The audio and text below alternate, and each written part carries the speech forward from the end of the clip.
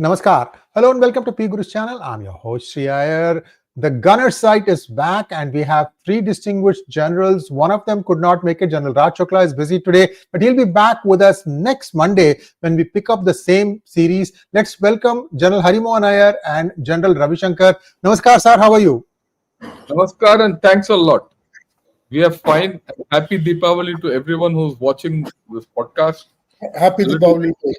Yeah, but I can still hear crackers bursting all around my house, so it's still Deepavali.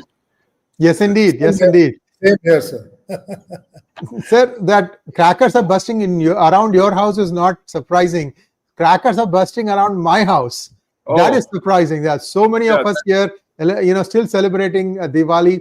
So, wish you all a happy Deepavali. I'm going to start today with General Harimohan Iyer. General Harimohan Iyer, we haven't really got your inputs on the ongoing US-India free trade agreement talks. Now, the numbers are beginning to settle down. Between 15 to 16% tariffs on Indian goods coming into the United States, plus the 25% on cess on Russian oil.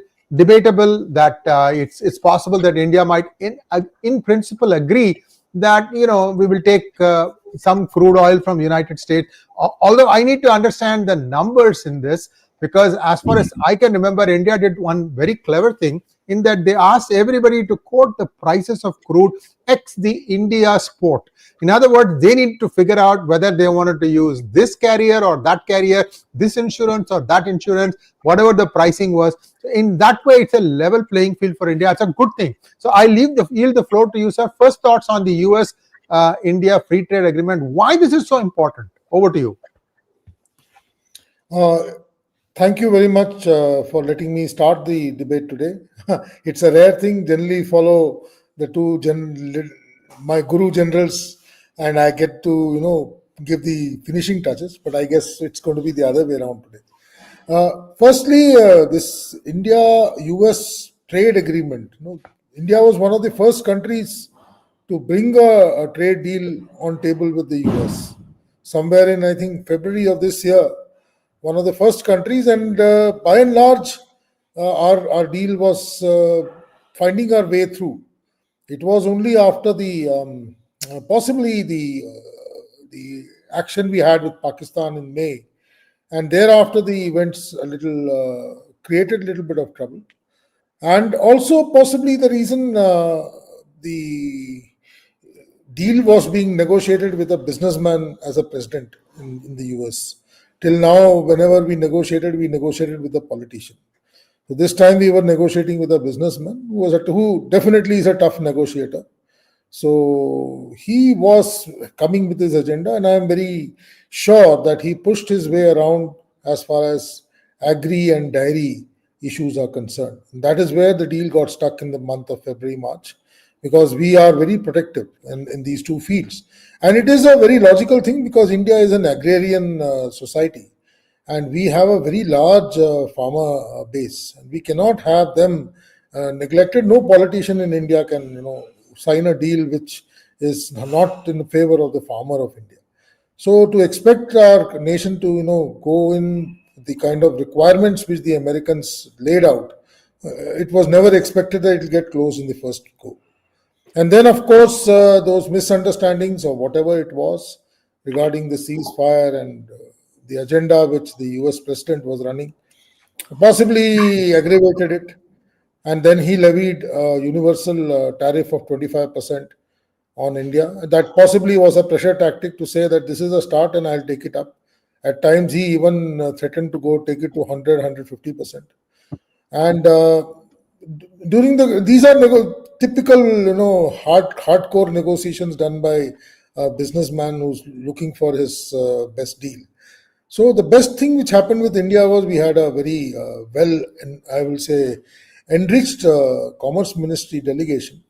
Very patient one. They went through, I think, 4 or 5 sets of these negotiations. The last one is, I believe, still on. Some people say that it's over. Some people say the finishing touches are still on. The Commerce Minister himself has traveled to the US at least 3 times in the last 6 months. And we have stood our ground. And possibly there has been a little give and take. I have a different opinion about that plus 25%, because when you look at what President Trump said yesterday, there were two parts to his statement. One was that we are going to have a trade deal with India very soon. That was the first part. And then he said that, India has had a word with the Prime Minister and they will not buy much oil. It was a very vague kind of a statement which he said. So I guess the deal is that, we'll gradually possibly pull down some degree of purchase from the Russians, and possibly even buy some energy product from the United States. Because if you recollect during his inauguration, the first thing he said was drill, baby, drill. So he is very keen to sell American oil outside. So India is one of those large consumer of oil, and he expects India to be a major purchaser of American energy, which was not happening in the current state because the costs were not matching up.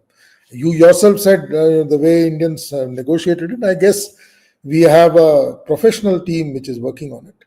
And in my mind, when you look at what is coming out today, we have a broad 15% tariff to American products. I guess he may fix a figure of maybe 15 to 16%, because ultimately he possibly might want to have one upmanship. So he'll say, I have 1% higher. So we may end up with a 16% tariff on Indian products. That having said, did these tariffs have major effects? To some extent, auto industry did find a little bit of a pressure for the last 2-3 months. You see the way the auto stocks have moved in the Indian stock market. They have found pressure on them. Spare parts especially, SMEs have found the pull on them because they were the major contributors there. Pharma, which is a major chunk of our dealings with America, did not have that kind of pressure. All the pharma stocks are actually going up. And in the overall, Indian stock market has managed to hold its ground. There has been no crash. I won't even say there was a slip. We are almost, if not growing, we are parallel to where we were 6 months ago. So we have managed to tell Trump that despite your, threatened tariffs, our industry is strong enough to sustain. We have alternate sources of selling. And our free trade agreement, possibly with the Europeans, the UK, and also the Scandinavians, which is in a very large final stages of getting finalized. Must have put the, yes, sir? FTA signed, yeah, FTA signed. Yes, sir. So that must have put the pressure on the Americans that if they don't close a deal now, this entire market will slip away. And once the market slips away, it's very difficult to get it back. The third thing which I can lay my thoughts about is the one of the interests of the Trump administration is to balance out China's growth in the world order, because he looks at China as a major economic power. So any chipping off of China's resources will only come from enabling another nation around that same region. And the way China has negotiated the rare earth with the Americans, and they have threatened equivalent tariffs on America, I don't think US has the capacity to put that kind of pressure on China. It will be worthwhile to see how it goes, because I believe he's going to meet President Xi in the next 3 weeks. In the end of this month, I believe he's going to meet him. And thereafter, there's going to be another meeting on the sidelines of the ASEAN summit. So I guess many things will become very clear as to how China takes on, because both us and China are facing that kind of tariffs. Brazil is another country which is facing 50% plus of tariffs, and nothing much has happened with Brazil. So in one way, when I look at it, if I look at the American philosophy or American tactics, they are trying to break away the BRICS. And that possibly will, maybe in the second part when we discuss the IMEC, we can bring out more about it. But if you look at the BRICS, the glue in the BRICS is the I. The moment you remove I out of the BRICS will collapse. And this America has understood very well. Every time he's tried to wean India away. And he is worried that should BRICS end up as a counterpolar power, as far as economical order is concerned, it will create problems for the United States. So in that manner, I guess he is still trying to hope that he resuscitates whatever he has lost as far as ground with India is concerned. And I'm hopeful that by end of this month, some kind of a deal, which today has come out in the news and in the social media, that about 50, these are all still assumed figures of 15 to 16% business today is saying. I think Mint was also laying out a figure. We'll have to see the fine print as to how it comes out. I believe only a portion of this deal is going to get through in the first phase, and it's going to be still tough negotiations. But in the end, I guess India and US will have a very strong trade deal, and that aim of doubling our trade to 500 billion by 2030. If India wants to go that way, a free trade agreement is the right way forward. And US being our largest trade partner, we have to ensure that this particular deal goes through. So that is where I think I'll stop in the initial part and hand it over to General Shankar for the future. Thank you. Thank you so much, sir. General Ravi Shankar, I have some experiences of the last few months dealing with all these tariff threats. And as a person importing stuff from India, the kind of travails and trials and tribulations that we had to go through, on the one side, market pressure of wanting to deliver our product. On the other side, paperwork, customs stuck in various places, answering various questions and so on. I'll come to that in just a moment. First, your initial thoughts, sir. Do you see now a way clear for the US and India to move forward as far as the free trade agreement goes as well? See, Trump really needs a win. The Gaza thing is still floundering. The meeting with Putin has been cancelled. So he needs something this week because the debt ceiling meetings are still dragging out. Once 1st November hits, what happens is a lot of people's insurance premiums are going to get reset. It might even double. So people are going to be screaming. Who are they going to be screaming at? Democrats or Republicans is a good question. So that's all later.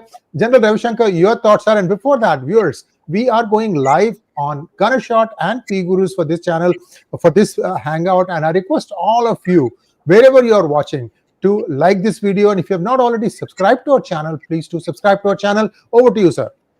Yeah, thanks a lot. I think, this is a major reset. The FTA is not a big deal. Let me be very honest with it. And I go with whatever General Harimohan has said. But I look at it more geopolitically. Because the FTA was done. It was almost barring a few things. It was stopped on geopolitical reasons. So the importance was geopolitical. We should understand that very clearly.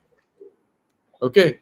Now, let me first, there are 2-3 angles to this whole deal, the way it has gone, or it is going. The FTA is not signed, but the indications are it will get signed anytime now, or during the ASEAN meet, where Mr. Modi will go now, and the deal will be, something will be done. Once the initial part of the deal is done, then the rest will have to follow. You have a deal. You see, that's the point, is you have a deal. So there are many angles to this when this happens. First, let me talk about the 25% on oil, which is still hanging in the air. See, even if you saw the last statement of Mr. Trump, he is given an indication, look, that Russia-Ukraine war will finish. When it finishes, this has got no value. Okay. And the way I look at it, they might not be meeting in Bulgaria as they planned, but Zelensky is prepared to freeze on that line. The moment he is prepared to freeze on that line and which everyone is holding, this war will slowly go down, and it will go down the way we discussed. If you remember, Mr. Iyer, we discussed this in Chennai. No? Yes. Yes. You go into something like a LOC kind of a situation for both of them, and then they'll keep fighting. There's no definite end to this war, right? So now, once that it goes down, and Trump will start claiming a victory the moment something happens.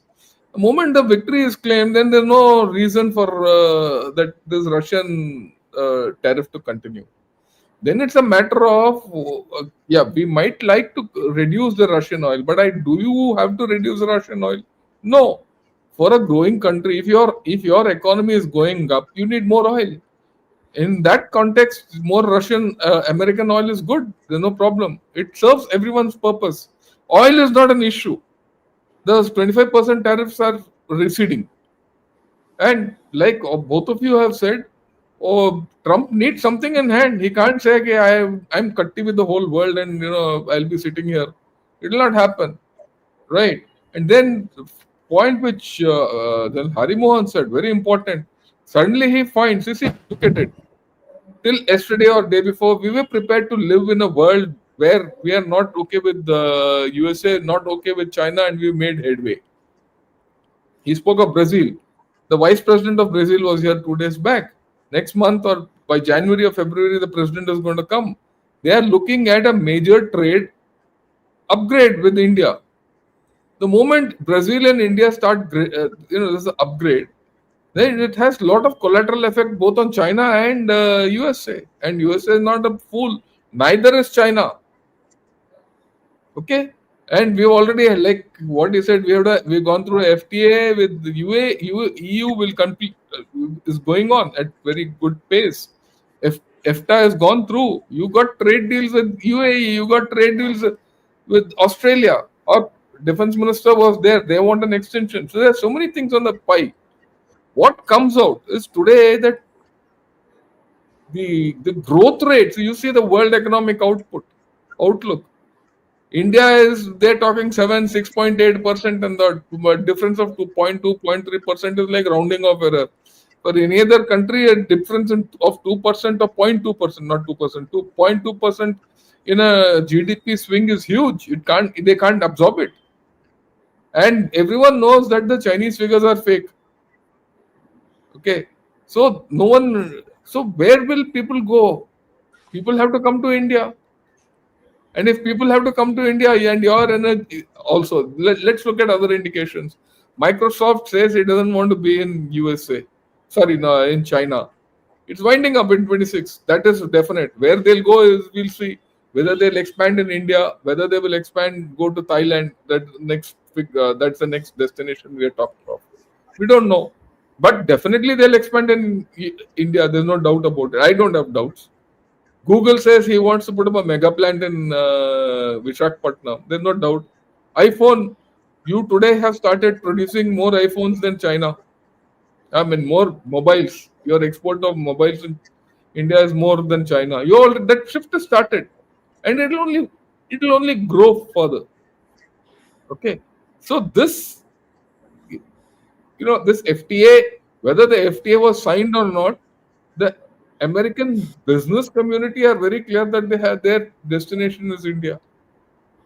If you say H1B, even the H1B visa, there are relaxations, as I understand, right? If you have got a F1 visa, you don't have to pay that. So that means all our students going through the F1 route, don't have to get into this H1B $100,000 and all that. So there are a lot of things. So people would have realized, yeah, if these guys don't come there, then this companies will go and set up shop there. Okay, so it doesn't affect, it doesn't help USA, this H1B visa ban or whatever it is. And there's no other place where you can get such talent. Because there's a cutty between China and USA. They'll not talk. Their things are beyond that. So I think this FTA India thing is all fine. But let me put it in a different context. Look at it this way. Where are we now with India USA?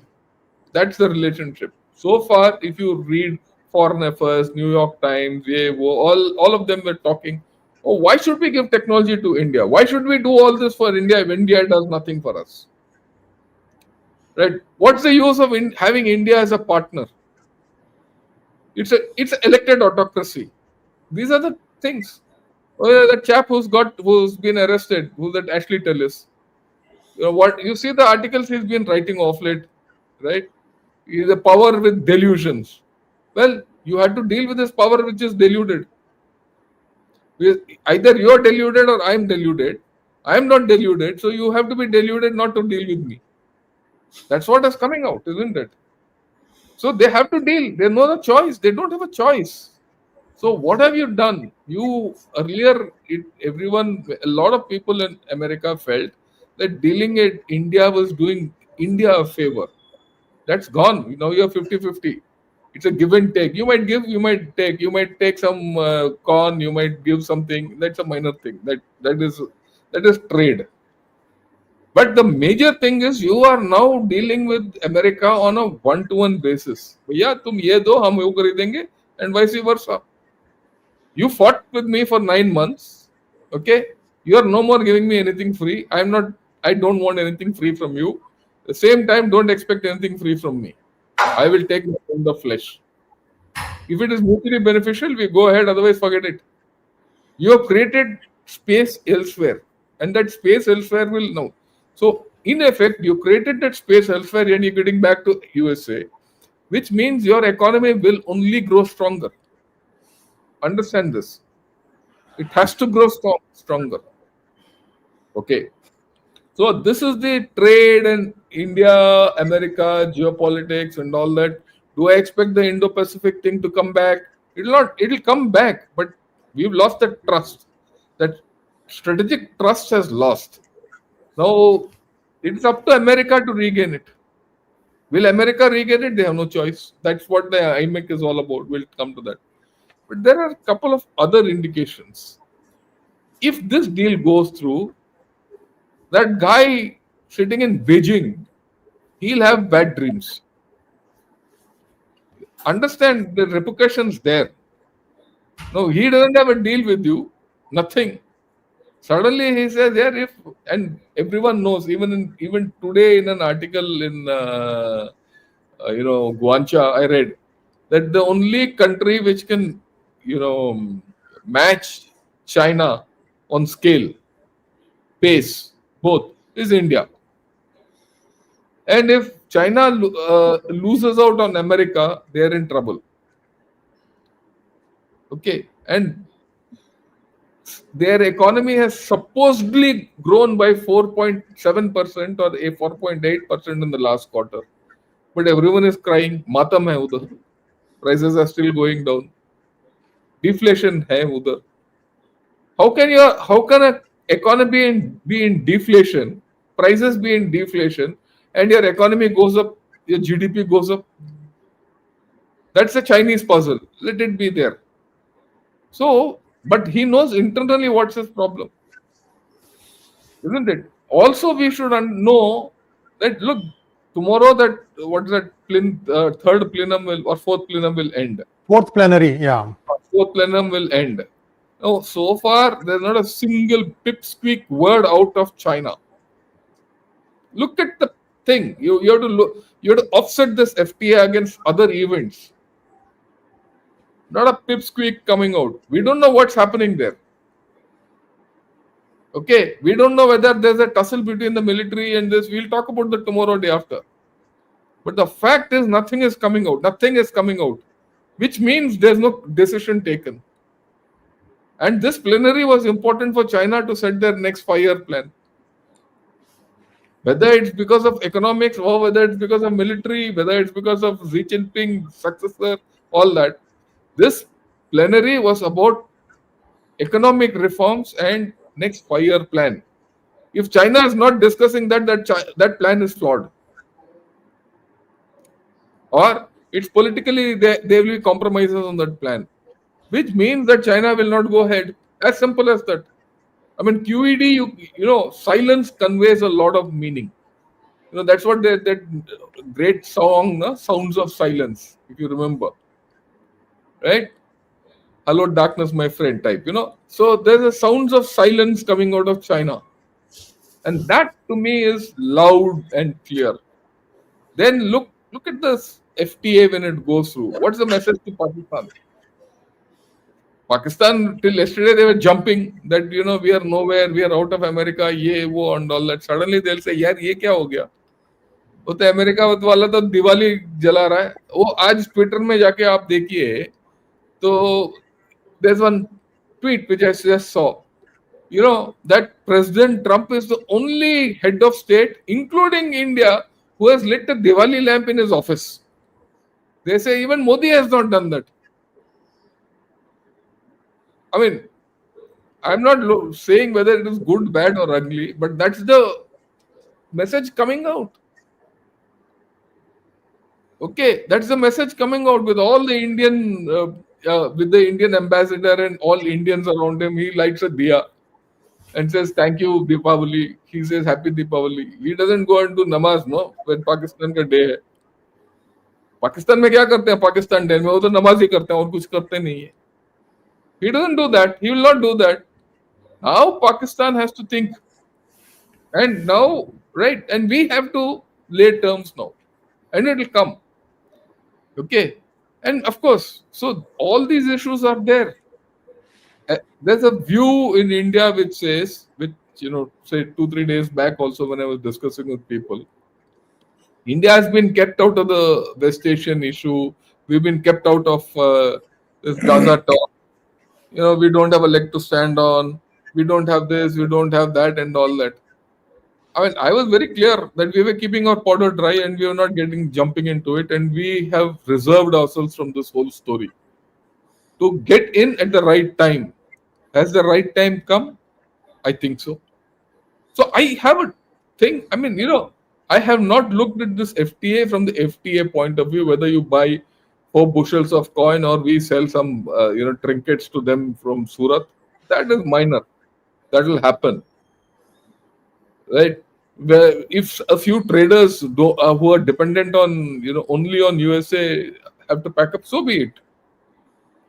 This is not a welfare society at the end of the day. The traders will find their way. But the more important thing is, how does India-US relationship today? It's changed. It's gone to a different pedestal. Everyone today says, look, and you see the number of people in USA who have come out and said, where are we going without India? We can't go anywhere. Whether it's an ambassador or a thinker or Farid Zakaria or Nicholas Burns or Tom Bolton. I mean, I can keep talking the number of people, including from Republican Party. That lady who was his opponent. No, I'm forgetting her name. Nikki Haley. Nikki Haley. Yeah. So they've all come out in support of India. They said, look, we can't go anywhere without India. Can't go. I mean, if you dump India, you are in trouble with China. Okay. So, last bit about rare earths. If China has to be countered on rare earths, USA can't do it without India. I'm prepared to discuss this separately once on a separate podcast because it demands a podcast of that thing. Okay.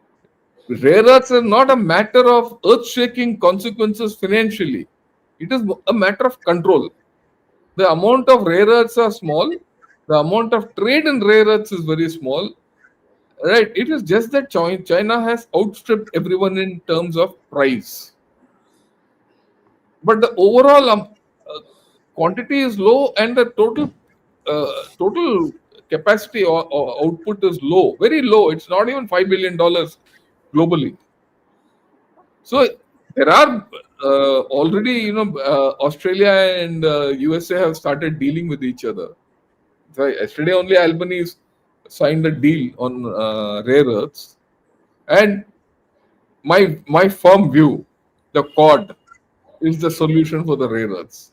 Japan and USA and Australia have the technology.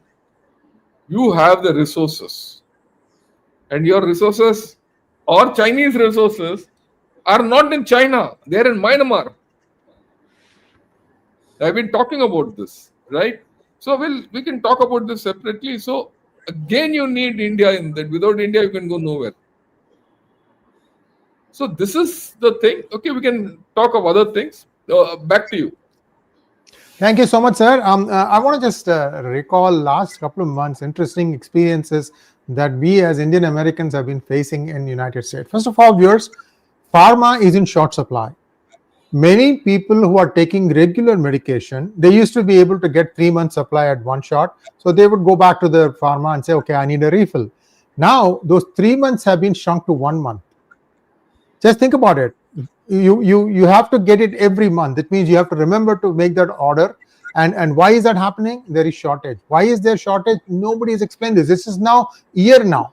I'm not even talking about the current Trump administration. There has been a problem sourcing pharma at affordable prices for American customers. Number one. Second thing, recently we tried to get a shipment out of India. It was sitting in customs for 20 days, 20. One paperwork pretext or the other. On top of that, finally when it clears, gets a slam notice saying that you need to pay about $125+ advanced customs clearing fee, otherwise we will not be able to deliver it. And the delivery van, put this thing on their truck only after making sure that the money was paid up front. So lots of pinpricks, a lot of frustration for our customers who are waiting patiently for their product. At the end of it now, I'm hoping that it's kind of going to calm down. Many Indian grocers were actually stocking 6 months worth of supplies before all this hullabaloo started.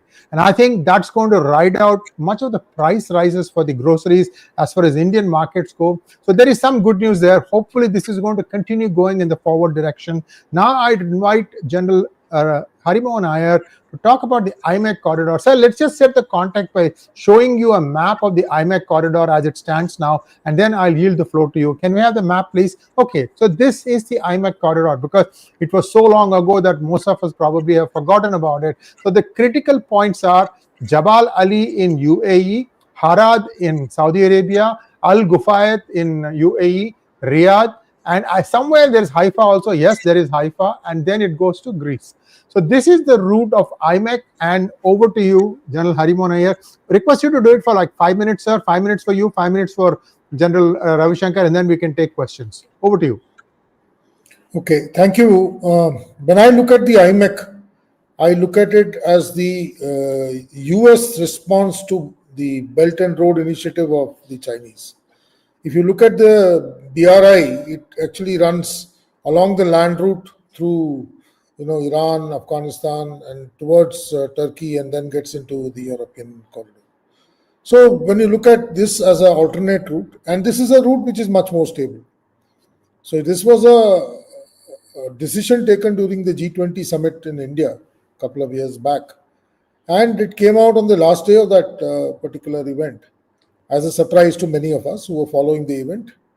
And the moot point here was that it was the time when Saudi Arabia and the UAE both recognized Israel, despite having differences in the political content over there. Because all these three players are major players as far as the stability of IMEC is concerned. And until and unless that happens, IMEC is not a success. And to that extent, the war in Gaza was a thorn as far as IMEC is concerned. And the second issue which bothers me with IMEC, and this is basically a personality-based one, when I look at the current administration, the one thing it is doing without any remorse is, changing decisions taken by the previous administration. And if you look at any of Trump's briefing, every time he curses Biden and his decisions, and he says whatever is happening today is because of those decisions which Biden took. In that context, when I look at IMEC, which was a major decision taken by President Biden during the G20, I guess that's where I'm a little concerned with how Trump is going to take this forward. That Trump has invested so much in the Middle East peace plan, he would like to play it as his success story, as his glowing light, by ensuring that this particular corridor opens. And once this corridor opens to the Europe, the destination to the US is just the crossing of the Atlantic. So India's goods, or India becomes, in my mind, a hub, a transit hub for resources and logistics which are required both by the Europeans and the Americans for their trade and their processes. So in that count, IMEC is going to be a huge game changer as far as both the Western world and especially Europe and America is concerned. Will Trump hold on to it? Is a question mark. Whenever I read, wherever I read, I hardly see Trump talk about IMEC, talk about its values. And I am a little worried that he may like to try and do something to it to put his own signature to it. The second issue which worries me is it is running through troubled corridors, because you have Pakistan, you have Iran. The Kuwait-Iraq area is still not fully secure. Of course, it runs through the land areas of Saudi Arabia and runs into Israel. Once the alternate canal, the alternate to the Suez Canal comes up, it will become a much more stable route to get out. But till that time, it is still. I look at it as another, dream which is far away. It will take its own time. I don't see it coming up in a big way all at once. It may come in bits and parts. Maybe some infrastructure may come up in these ports, which are already in somewhat manner already there. The land route within Saudi Arabia is already existing, may require a little bit of upgradation. And of course, the parallel canal to the Suez has to be created in Israel, which will be the game changer as far as IMEC is concerned. Simultaneously, when I look at BRI, when you compare IMEC with BRI today, by and large, has become cold. Even the CPEC has become a non-starter, because if one can realize, China is pulling out of many of these CPEC programs. Last time we discussed about American presence in Pakistan and what will happen thereafter with 3 ports manned by 3 different agencies in the same area. And unfortunately, IMEC is passing through that area. So how it will affect IMEC? These are areas that we have to study in the days to come. But with the free trade agreement, both with the European Union and the Americans, if it happens, then the next thing which has to make this free trade agreement beneficial will be the IMEC. Because until and unless trade flows without any hitch between the sourcer and the sourcee, the trade doesn't have any value. So to that extent, I see both these trade agreements, the American one and the European one, the start point of the IMEC. I also look at the way Saudi Arabia deals with Israel post the Gaza conflict. I also look at the way UAE plays up in the area in the times to come, because these are people who have changed their stances at times, but they play with the Americans. To that extent, I expect as long as the US is on board with IMEC, IMEC will be a success. But for India, it is a very, very important element if we want to look towards a huge jump in our economy. And we will be interested in ensuring that the IMEC goes through. I'll leave it to General Shankar from now. Thank you so much, sir. General Shankar. Yeah, look, the IMEC is going to be very important for everyone. I go back to the time when, the first meeting between Trump and Mr. Modi, when he went. The IMEC figured quite a bit. He said, I'm looking at a corridor going all through and all that. Now, you have to look at it from a couple of different points of view. I don't know whether the alternate to Suez Canal will ever come through. I don't know. I don't think it will. It goes through Gaza. It's got its own problems. So it's a long-term problem. Okay. But IMEC is not so long-term. You see, this route, India, Bombay to Jebel Ali, it's a normal trade route. Then it goes on land, goes to Riyadh, cuts through Jordan, and then goes to Haifa and goes off to Piraeus. Now, the thing with this IMEC is it is in everybody's interest. Everybody is interested in this IMEC because everyone can move their goods. You see, when you compare the BRI with the IMEC, what is it? The BRI is a one-to-one thing between China and another country. And it is largely from China to that other country, and it is sucking away the other country. That's the nature of BRI.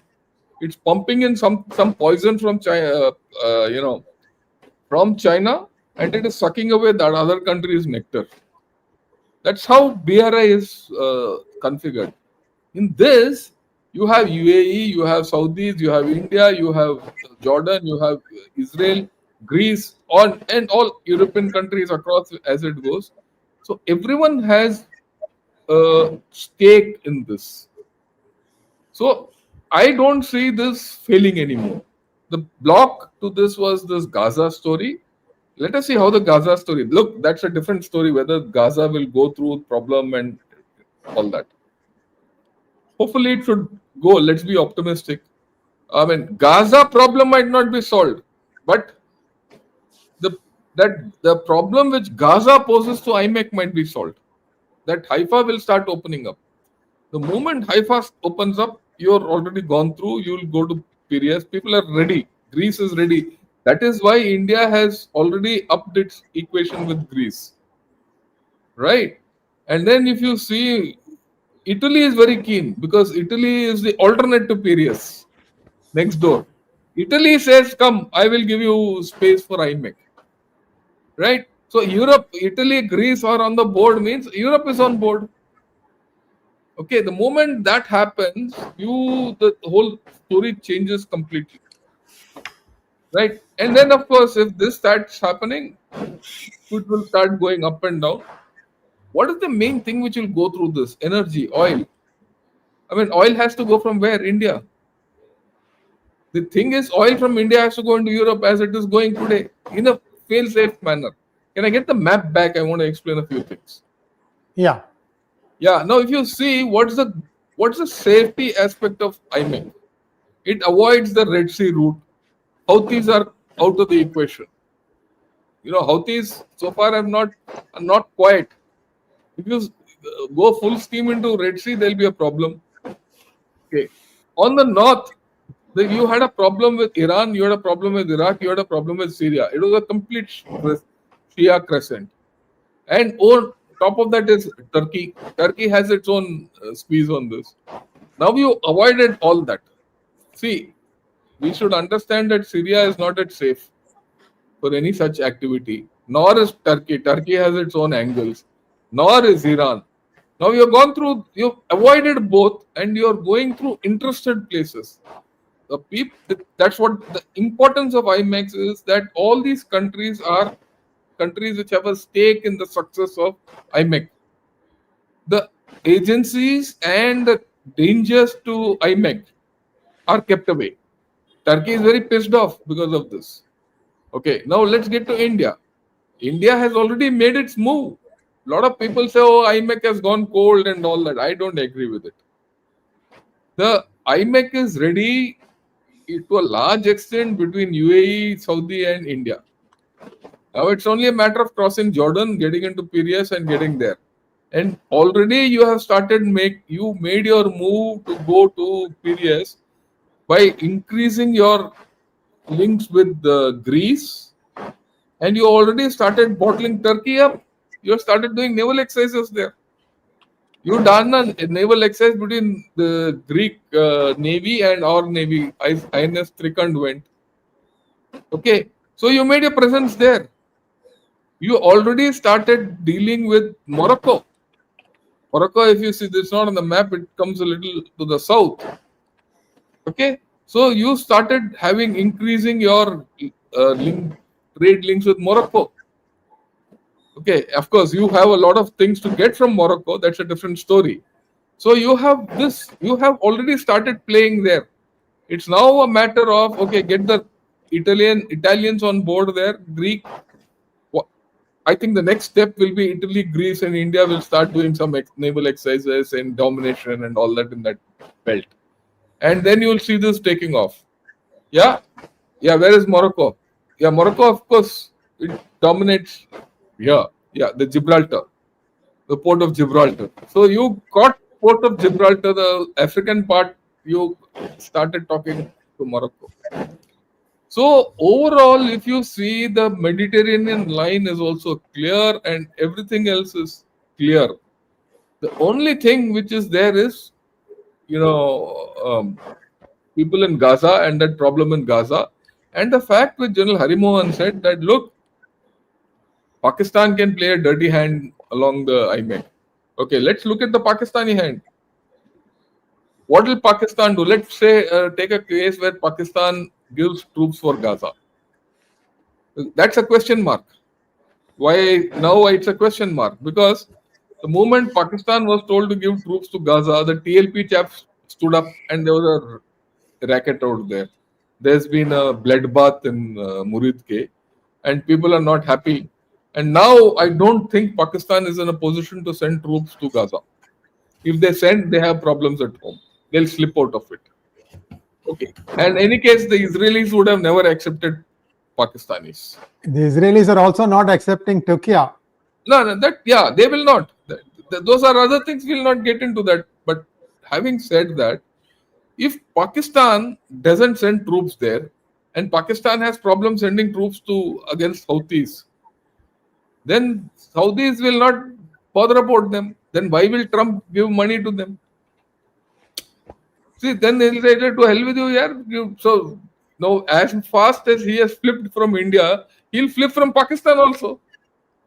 If he gets nothing from Pakistan, he'll flip from Pakistan. See, that is what the FTA does.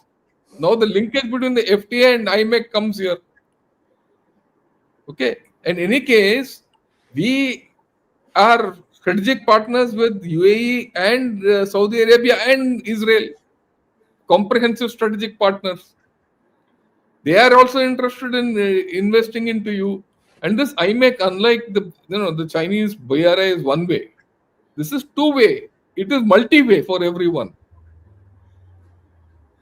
Okay, and next, we also need to realize that the Chinese have militarily been shut here.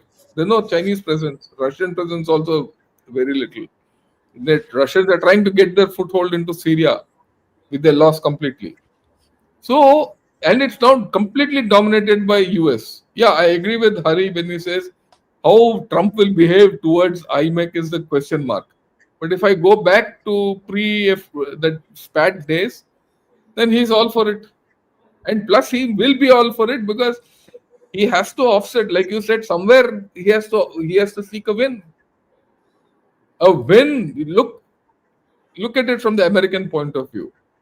America has, good, bad, or ugly, has closed a deal in Gaza. Think of it. Whether the Gaza deal is good or not, it doesn't matter America. It matters Gaza and Israel. Right? But the hostages have been exchanged.